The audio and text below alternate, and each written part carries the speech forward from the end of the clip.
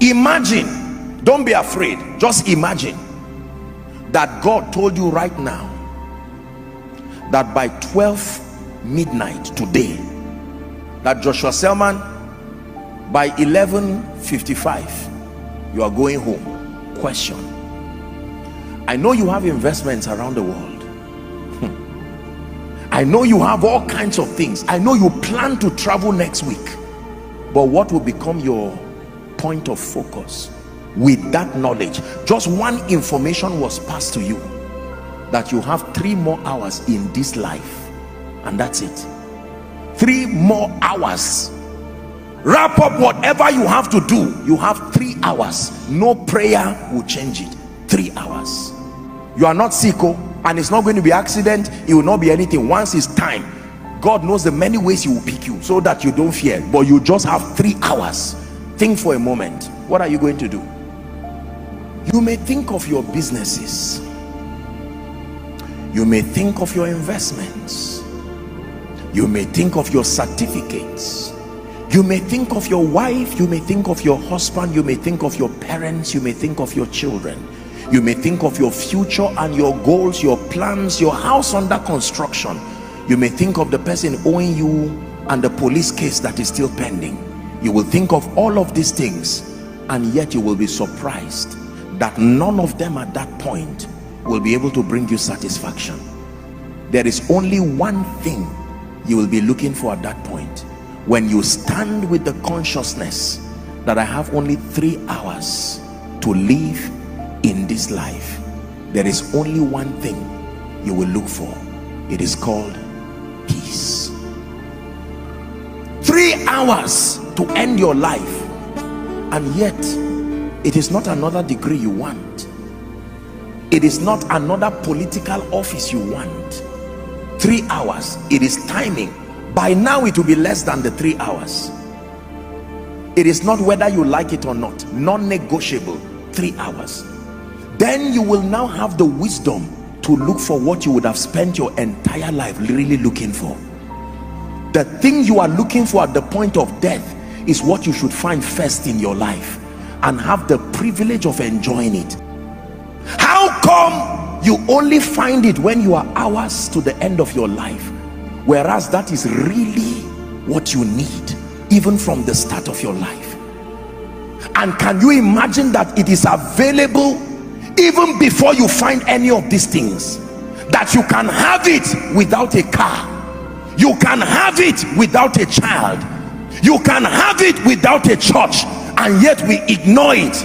But when you are about to go, when every other thing fades, you find out that is the real thing.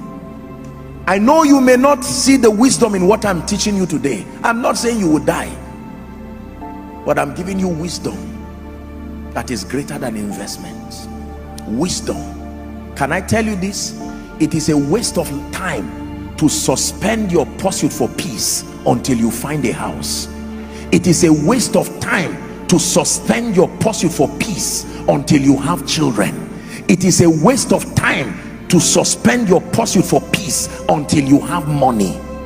None of those things have the power to give you peace. I can tell you, they may carry with them expressions of conveniences that may minister security, may minister variety, but security, variety, significance, love and acceptance, growth and advancement, impact and contribution are psychological ways of looking for the same thing: peace.